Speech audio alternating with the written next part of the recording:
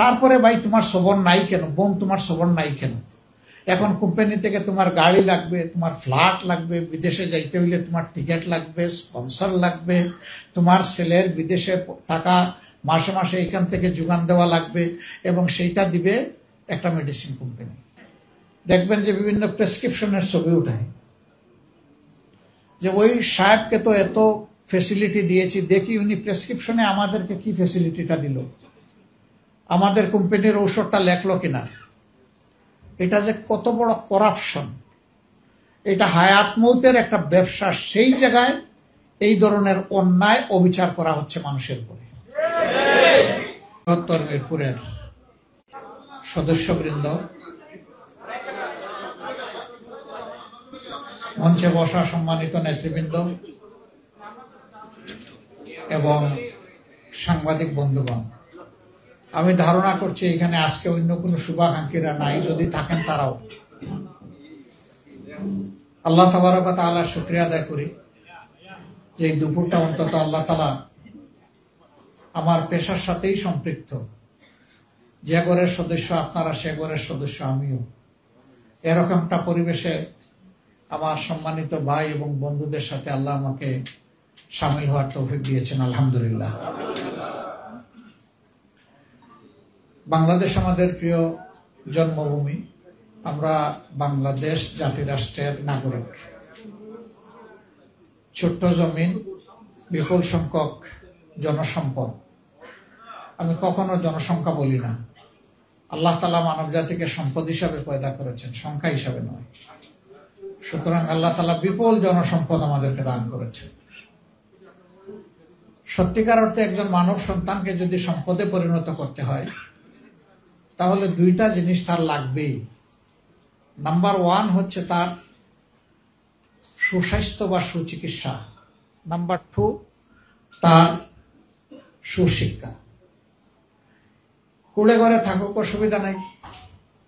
20 তলায় বসবাস করুক, তাতেও কোনো অসুবিধা নাই। কোনো প্রাসাদের বাসিন্দা হোক, এটাতেও কোনো অসুবিধা নাই। কিন্তু এই দুইটা জিনিস যেন সংশ্লিষ্ট লোকদের সাথে মিশে যায়, মিলে যায়।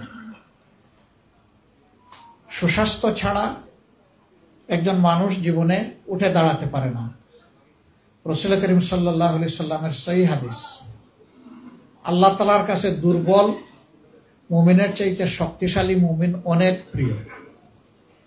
এই শক্তি দুই দিক থেকে বোঝানো হয়েছে, ইমানের শক্তি এবং শারীরিক শক্তি দুটোই। আপনার ইমানের শক্তি আছে কিন্তু শারীরিক শক্তি নেই, আপনি বড় কোনো সামাজিক কাজ করতে পারবেন না, মানুষের বড় কোনো উপকারে আপনি আসবেন না, এমনকি নিজের উপকারও অনেক সময় নিজে সাধন করতে পারবেন না। এই জন্য সুস্থতা আল্লাহর অনেক বড় নিয়ামত। তাই বলা হয়েছে 5টি জিনিসের আগে 5টি জিনিসকে প্রাধান্য দাও। এর মাঝে একটা হচ্ছে অসুস্থ হওয়ার আগে সুস্থতার প্রাধান্য দাও। সেই মানুষকে আল্লাহ তাআলা পয়দা করেছেন, আর সুস্থ রাখার জন্য আমরা চেষ্টা করি গোটা চিকিৎসা চেইন। এটা আপনাদের থেকে শুরু হয়ে রাষ্ট্রের সর্বোচ্চ চিকিৎসা ব্যবস্থা পর্যন্ত এটা পৌঁছায়। এখানে ডাক্তার আছেন, টেকনোক্রেটস আছেন, টেকনিশিয়ান আছেন, নার্সরা আছেন, অ্যাসিস্ট্যান্ট যারা মেডিকেল পার্সন তারা আছেন, আমাদের ওয়ার্ড বয়েরা আছে, আমাদের ওয়ার্ড বয়দের পাশাপাশি যাদেরকে আয়া বলা হয় তারা আছে, ক্লিনাররা আছে। এই একটা চেইন। আর একটা চেইন হচ্ছে যে ওটার লজিস্টিক যারা সাপ্লাই দেবেন, সেই লজিস্টিক সাপ্লাইয়ের বড় এভিনিউটা হচ্ছে ঔষধ। ঔষধের এই বিশাল ফিল্ড। আলহামদুলিল্লাহ, এক সময় বাংলাদেশের ঔষধ শিল্প নির্ভরশীল ছিল বিদেশি কোম্পানির উপর। এখন তা অনেকটাই আমরা স্বনির্ভরতা শুধু অর্জন করি নাই, দুনিয়ার 38টি দেশে বাংলাদেশ থেকে এখন ঔষধ রপ্তানি হয় এবং রপ্তানি খাতে বিশেষ উল্লেখযোগ্য অবদান রেখে যাচ্ছে ঔষধ। আমার আগে যারা বক্তব্য রেখেছেন ভেরি প্রিসাইজলি পিন পয়েন্ট, তারা একেবারে যথাযথ জায়গায় অঙ্গুলি নির্দেশ করে তারা কথা বলেছেন। একটা সমাজে সুস্থ মানুষের সুস্থ বিকাশের জন্য পারস্পরিক সহযোগিতা লাগবে। এখানে চিকিৎসার সাথে জড়িত নন এমন লোকদেরও সহযোগিতা লাগবে। এই জন্য মানুষের দুইটা স্বাস্থ্য থাকে, একটা হচ্ছে ফিজিক্যাল হেলথ আর একটা হচ্ছে মেন্টাল হেলথ। ফিজিক্যাল হেলথটা অ্যাবসলিউটলি আমরা যারা চিকিৎসা ব্যবস্থাপনার সাথে জড়িত তাদের সাথে সম্পর্কিত, কিন্তু মেন্টাল হেলথের সাথে দেশের সরকার থেকে শুরু করে একেবারে সাধারণ নাগরিক পর্যন্ত সবাই জড়িত। একবারে গ্রামের কিছু মানুষ তারা একজন মানুষকে বোকা বানানোর জন্য সিদ্ধান্ত নিল।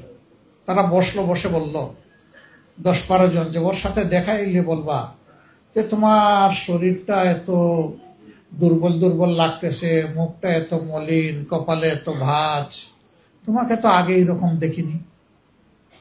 প্রথম যে বলছে এটাকে সে পাত্তা দেয়নি, যে বোধহয় আমার সাথে তামসা করতেছে। 2 নম্বর জন যখন বলছে তখন একটু চিন্তায় পড়ছে, ও যা বললো এ দেখি তাই বলি। এইভাবে আরো অনেকে যখন বলল তখন লোকটা ভীষণ চিন্তায় পড়ে গেল। দৌড়ে আয়নার সামনে গিয়ে দেখে না, আমি তো যেমন ছিলাম তেমনই আছি। ওখান থেকে বের হয়ে গিয়ে আরেকজনের সাথে দেখা, সেও একই কথা বলে। তখন সে কনফিউশনে পড়ে গেল, যে চোখটা দিয়ে আমি আমার চেহারা দেখছি এই চোখটা ঠিক আছে তো? এখন নিজের চোখকে অবিশ্বাস করা শুরু করল। এই যে দেখেন মেন্টাল হেলথের উপরে কত বড় আঘাত। এই মানুষগুলা যারা তাকে কমফোর্ট দেওয়ার কথা, তারা তাকে ডিসকমফোর্ট প্রোভাইড করল। এই জন্য সমাজের প্রত্যেকটা মানুষের এইখানে দায়বোধ সম্পন্ন দায়িত্ব পালন যখন করে, তখন একটা সমাজকে সামনের দিকে এগিয়ে নেওয়া যায়, সমাজ সুস্থ হয়, সুন্দর হয়, ভালো হয়। এখানে আমাদের ইকবাল ভাই কিছু নৈতিকতার ব্যাপারে তিনি দৃষ্টি আকর্ষণ করেছেন। তিনি বলেছেন যে ঔষধ আপনি খাবেন না, এটা অন্যের কাছে বিক্রি করবেন না। তিনি বলেছেন ডিসকাউন্ট দেন, ভালো কথা, কিন্তু মন্দ ঔষধের ডিসকাউন্ট দিয়ে ওইটার ব্যবসায়ী আপনি হইয়েন না। আপনি ভালো ঔষধটা প্রমোট করেন, যার যেমন তৌফিক আছে। হ্যাঁ, এরপরে যদি কাউকে আপনি হেল্প করতে চান, আপনি সেটাকে সাদাকার নিয়তে করেন, আল্লাহ আপনারটা অন্যদিকে পুষায় দেবে। আপনারা তো এত নিচ থেকে এত ফেয়ার চিন্তা করতেছেন, কিন্তু যারা আমরা চিকিৎসক হয়েছি, যাদের হাতে কলম, যাদের প্রেসক্রিপশনে আপনার ফার্মেসি থেকে ঔষধ ডিসপেন্স হবে, তাদের ক্ষেত্রেই তো এলোমেলো হয়ে বসে আছে। ওখানে মেডিসিন কোম্পানিগুলো গিয়ে আগে হাজির, আপনাদেরকে প্রফিট মার্জিন দিবে কেমনে? প্রফিট তো অন্য জায়গায় বড় পেটের ভিতরে ঢুকে যাচ্ছে। আশ্চর্যের ব্যাপার, একজন চিকিৎসক হালাল পন্থায় সম্মানের সাথে এই সমাজে বসবাস করার যথেষ্ট সুযোগ তার রয়েছে। এইটা অন্য পেশা এত নাই। তারপরে ভাই তোমার সবর নাই কেন? বোন, তোমার সবর নাই কেন?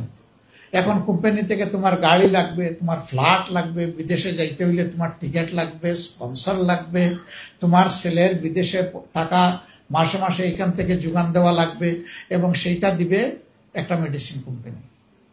যখন মেডিসিন কোম্পানি তোমাকে এই সমস্ত ফ্যাসিলিটি প্রোভাইড করবে, তুমি তো সেই মেডিসিন কোম্পানির ব্যাপারে অন্ধ হয়ে যাবা।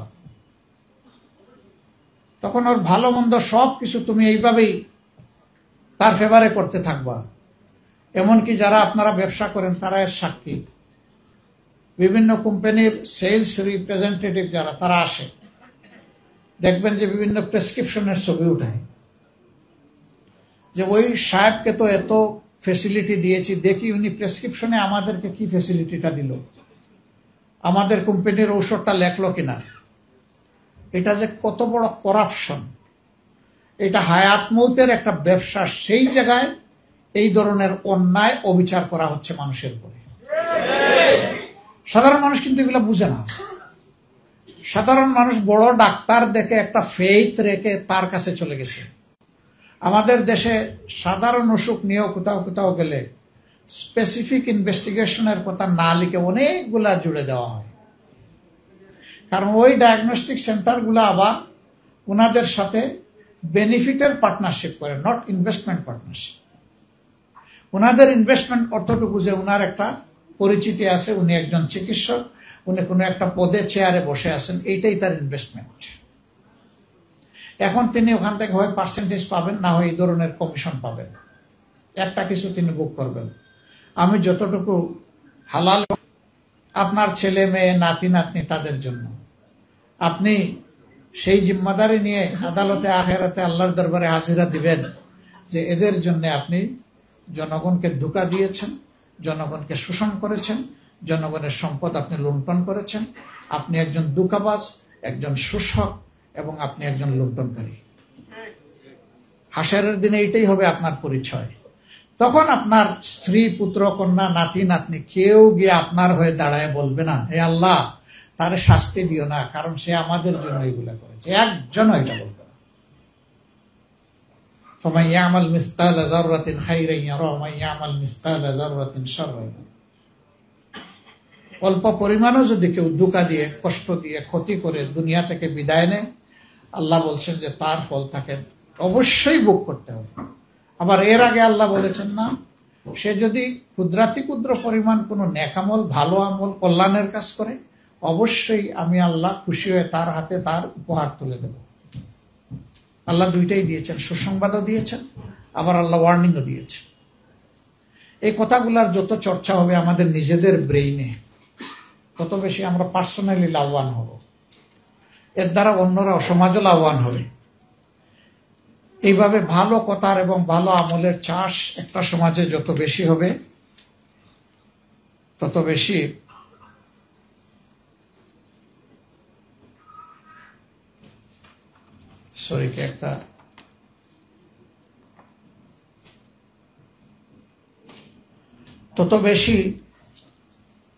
আমরা লাভবান হব। একজন দৃষ্টি আকর্ষণ করেছেন যে ঔষধ সমিতি শিল্পতেও সকলে হয়তো পরিচ্ছন্ন না, আবার সকলে খারাপও না। আবার ডাক্তারদের মধ্যে সকলে খারাপও না, আবার সকলে ভালোও না। আমরা দোয়া করি একজন মানুষও যদি খারাপ থাকে সেও যেন ভালো হয়ে যায়, তার ক্ষতি থেকে এই সমাজ যেন রক্ষা পায়। আর যত লোক ভালো হবে, আমাদের কাছ থেকে কারো বাহাবা পাওয়ার দরকার নেই, সে আল্লাহ তাআলার কাছ থেকে বাহাবা পাবে ইনশাআল্লাহ।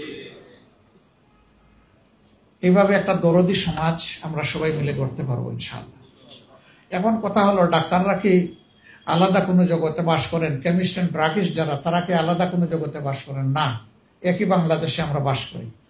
রাস্তায় যদি একটা পশু মরে পচে দুর্গন্ধ বের হয়, এখানে ডাক্তার গেলেও তার নাকে লাগবে, আমি গেলেও লাগবে, আপনারও লাগবে। মানে খারাপ যখন ছড়ায় তখন সবার কাছে এটা পৌঁছে যায়, কিন্তু ভালো জিনিস ছড়ায় কম। একটা তেলাপোকাও যদি আপনার ঘরের কোনায় মরে থাকে, দেখবেন আপনি ঘরে ঢুকে বললে কি একটা গন্ধ আসতেছে, দেখো তো কোথার থেকে আসতেছে। সারা ঘর যাওয়া লাগে না, ওইটা সবাইকে আক্রান্ত করে ফেলে, জড়িত করে ফেলে। আমাদের সমাজটা এরকম হয়ে গেছে। আমাদের ছোট্ট একটি ঘোষণা যে আমরা এই সমস্ত অব্যবস্থাপনার বিরুদ্ধে দাঁড়িয়েছি, দাঁড়িয়ে থাকবো, চলতে থাকবো, থামবো না যতক্ষণ পর্যন্ত সমাজ থেকে এগুলা দূর না হবে। এখন যারা অপকর্মের সাথে অথবা অনিয়মের সাথে জড়িত, তারা আবার চিন্তিত হওয়ার কোনো কারণ নেই। তাদের জন্য সুসংবাদ, তারা অন্যায় পথে টাকা রুজি করে মানসিক যন্ত্রণায় ভোগেন। আল্লাহ তাআলা হালাল পথে যখন তাদের রুজির রাস্তা প্রশস্ত করে দিবেন, তখন মানসিক প্রশান্তিতে তারা থাকবেন ইনশাআল্লাহ। তারা সম্মান নিয়ে থাকবেন। রাষ্ট্রের বড় দায়িত্বে বসেও যদি একজন অন্যায় অপরাধ করে, ঘুষ খায়, দুর্নীতি করে, তার জীবনে কোনো শান্তি নাই, সম্মান নাই। এমনকি যদি সুপ্রিম কোর্টের অ্যাপিলেট ডিভিশনের বিচারপতি হন এবং তিনি তার বিবেকের বিপক্ষে কাজ করেন, তার শিক্ষার বিপক্ষে কাজ করেন, তারও কোনো শান্তি নাই। এই 5 তারিখের পরে আমরা এমন একজন বিচারপতিকে কলা পাতায় জঙ্গলের মধ্যে আবিষ্কার করে নাই জনগণ। কেন? কারণ তিনি এমন অপরাধ করেছেন যে এই সমাজে তার দাঁড়িয়ে থাকার সৎসাহস ছিল না। তাহলে আপনার ওই কর্ম দিয়ে, আপনার এই জৌলস দিয়ে, আপনার এই অর্থ দিয়ে কি লাভ হলো? কোনো লাভ তো হলো না। এই জন্যে যখন একটা ফেয়ার সোসাইটি, যখন একটা দুর্নীতিমুক্ত সমাজ গড়ে উঠবে, এটার বেনিফিশিয়ারি সকলে হবে। আজকে যারা ইচ্ছায় অনিচ্ছায় দুর্নীতির সাথে জড়িত, তারাও সেদিন আনন্দিত হবে ইনশাআল্লাহ। এটা ভয় পাওয়ার কোনো বিষয় না। রাসূল আকরাম সাল্লাল্লাহু আলাইহি সাল্লাম যে সমাজটা পরিবর্তন করেছিলেন, এই সমাজ ছিল দুনিয়ার সবচেয়ে নিকৃষ্ট সমাজ। তাদের নিকৃষ্টতার মান এত ছিল যে যৌন লালসা কে কার উপর মিটাচ্ছে এটার কোনো সীমা শহরত ছিল না। মা বোন কে কার কি এটাও দেখত না। সেই রকম একটা জঙ্গলের জঘন্য সমাজ ছিল। এমনকি নিজের হাতে ঠান্ডা মাথায় নিজের ঔরসে জন্ম নেওয়া মেয়েকে বাবা অনেক সময় জীবিত কবর দিয়েছে, অনেক সময় হত্যা করে নিজ হাতে কবর দিয়েছে। মানুষ যেন তাকে মেয়ের বাবা হিসাবে পরিচিত না করে। এই জন্য কত জঘন্য পর্যায়ে একটা সমাজ গেলে এই অবস্থা হয়। সেই সমাজ আল্লাহর বিধান এবং রাসূল করিম সাল্লাল্লাহু আলাইহি সাল্লামের বরকতময় হাতে আমূল পরিবর্তন হয়ে গিয়েছে। কি হলো? আল্লাহ রাসূল তার ইন্তেকালের আগে বললেন, দুনিয়াবাসীর সুসংবাদ নাও, এমন একটা সমাজ তোমাদেরকে গড়ে দিয়ে গেলাম, নমুনা গড়ে দিয়ে গেলাম, যেই সমাজের সানা থেকে হাজারামাও ৩৫০০ মাইল একজন যুবতী তরুণী তার সমস্ত রূপ সৌন্দর্য নিয়ে একা সফর করবে, কোনো জালিমের চোখ তার দিকে তুলে তাকানোর সাহস পাবে না।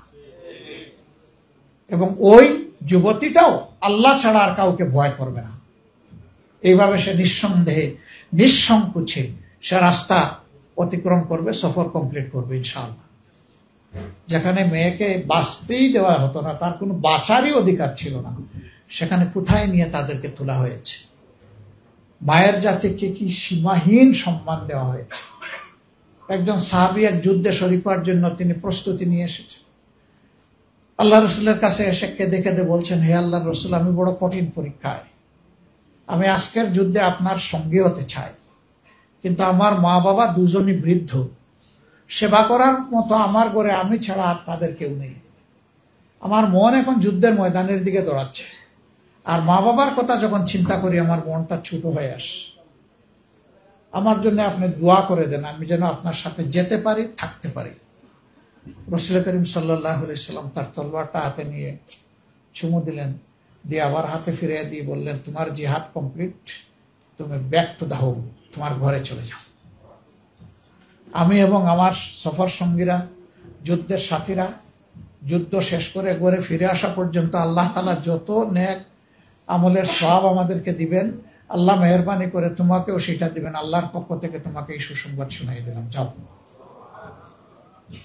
এবার আল্লাহর বান্দা জিজ্ঞেস করছেন, রাব্বুল আলামিনের হাবিব, কোন কোন সময় এমন হয় মা বাপ দুইজন একসাথে আমাকে ডাকেন তাদের প্রয়োজনে সেবা দেওয়ার জন্য, এক্ষেত্রে আমি বিব্রত হয়ে যাই, আমি কার ডাকে প্রথমে সাড়া দেব? আল্লাহ রসুল বললেন, তোমার মায়ের ডাকে। এরপরে কার ডাকে? তোমার মায়ের ডাকে। এরপরে কার ডাকে? তোমার মায়ের ডাকে। হে আল্লাহ রসুল, তারপরে? হ্যাঁ, এবার তোমার বাবার ডাকে। প্রথম 3 বার মায়ের কথা বললেন, তারপরে বাবার কথা বললেন। কেন? আমরা কেউ কিন্তু বাবার নাড়ি ছেড়া দল নই, আমরা সবাই মায়ের নাড়ি ছেড়া দল। আমরা কেউ বাবের গর্ভে জন্ম নিইনি, আমরা জন্ম নিয়েছি মায়ের গর্ভে। মায়ের রক্ত, পুষ্টি এবং অক্সিজেন আমাকে আল্লাহর ইচ্ছায় এই মানবের রূপ দিয়ে দুনিয়ায় এনেছে। এই জন্য মায়ের অধিকার বাবার চাইতে 3 গুণ বেশি। এই অধিকার ইসলাম দিয়েছে, এটা আর কেউ কাউকে জীবনে দিতে পারে নাই, দিতে পারবেও না। আমি এই কথাগুলা কিছুটা প্রাসঙ্গিক, কিছু অপ্রাসঙ্গিক নিয়ে এসেছি। আপনারা কিছু দাবি পেশ করেছেন, আসলে এগুলা কোনো বড় দাবি না, একেবারেই মামুলি হালকা দাবি। শুধু একটু সদিচ্ছার প্রয়োজন, শুধু একটু সৎ মানুষের হাতের ছোঁয়ার প্রয়োজন, শুধু সমাজকে নিয়ে দরদের সাথে একটু চিন্তা করার প্রয়োজন। আল্লাহ তাআলার কাছে এই তৌফিকটাই চাই, আল্লাহ যেন সদিচ্ছা, সৎ মানসিকতা এবং একটা ভালো পরিচ্ছন্ন হাত আমাদেরকে দান করেন। আমরা যেন নিজেকে দেখার আগে মানুষের প্রয়োজনটাকে দেখতে পারি, এই তৌফিক যেন আল্লাহ আমাদেরকে দান করেন ইনশাআল্লাহ। আমি কথা দিচ্ছি, শুধু আপনারা না, সমাজের বিভিন্ন শ্রেণী এবং পেশার যারা আছেন, আল্লাহ পাকের ইচ্ছায় এবং আপনাদের ভালোবাসায়, এদেশের জনগণের ভালোবাসায় এ দায়িত্ব যদি আমাদের উপরে আসে রাষ্ট্র পরিচালনা, আমরা গুরুত্বপূর্ণ কাজগুলাতে হাত দেওয়ার আগে অবশ্যই সংশ্লিষ্ট অংশীজনদের সাথে আগে বসবো, তাদের মুখ থেকে বাস্তবধর্মী কথাগুলা শুনবো, সেগুলাকে আমলে নিব, তারপরে অগ্রাধিকার ভিত্তিতে ইনশাআল্লাহ কোনটার পর কোনটা হবে সেটা আপনাদেরকে জানিয়েই করা হবে ইনশাআল্লাহ। জনগণকে অন্ধকারে রেখে আমরা কিছুই করব না। জনগণকে সাথে নিয়ে স্পষ্ট আলো এনে আমরা আল্লাহ তৌফিক দিলে এই সমাজটাকে পরিবর্তন করতে চাই, সাজাতে চাই। তবে আমাদের কথা, পচা সমাজ আর চলবে না, এ সমাজ বদলাতেই হবে। একটা বদল আমরা চাই, একটা পরিবর্তন আমরা চাই। সেই পরিবর্তনটা আল্লাহ যেন কল্যাণের দিকে, শান্তির দিকে, সম্মানের দিকে নিয়ে যান। বাংলাদেশ যেন মাথা উঁচু করে দাঁড়াতে পারে। আমরা যেন আমাদের যুব সমাজের প্রত্যাশা পূরণের হাতিয়ারে পরিণত হতে পারি। আর যুব সমাজের জন্য সুসংবাদ তৈরি হোক, আমাদের লড়াই তোমাদের হাতে সমাজ তুলে দেওয়ার জন্য। তোমরা প্রস্তুত হয়ে যাও এটাকে ধারণ করার জন্য। আমরা সেদিন তোমাদের জন্য দোয়া করব, খুশি হয়ে আল্লাহর দরবারে তোমাদের জন্য বরকতের দোয়া করব, এবং আমাদের যতটুকু সাধ্য থাকে সবটুকু দিয়ে তোমাদের হাতকে আমরা মজবুত করবো ইনশাআল্লাহ। আল্লাহ তাআলা এমন একটি সমাজ সমবেতভাবে সকলে মিলে আমরা যাতে করতে পারি, যেই সমাজে ইনসাফ থাকবে, যেই সমাজ কুরআনী সমাধানের মাধ্যমে চলবে, যেই সমাজে মানুষ মানুষকে সম্মান করবে, ভালোবাসবে, এরকম একটা দরদি সমাজ, মানবিক সমাজ আল্লাহ যেন আমাদেরকে গড়ার তৌফিক দান করেন। আজকে আমাকে এখানে দাওয়াত দিয়ে আপনারা আপন ঘরে তারপরেও সম্মানিত করেছেন, আমি কৃতজ্ঞ। আপনাদেরকে অসংখ্য ধন্যবাদ এবং শুকরিয়া জানাই। আল্লাহ তাআলা এর বিনিময়ে দুনিয়ায় আপনাদের সম্মান এবং রিজেক দুইটাই বাড়িয়ে দিন, এবং আখিরাতে আল্লাহ তাআলা আপনাদের সাথে আমাকেও অপমান অপদস্থতা থেকে রক্ষা করুন, এবং জান্নাতের নিয়ামত দিয়ে আল্লাহ যেন আমাদেরকে খুশি করেন। সুবহানাকাল্লাহুম্মা ওয়া বিহামদিকা আশহাদু আল্লা ইলাহা ইল্লা আনতা আস্তাগফিরুকা ওয়া আতুবু ইলাইক। আসসালামু আলাইকুম ওয়া রাহমাতুল্লাহি ওয়া বারাকাতুহু।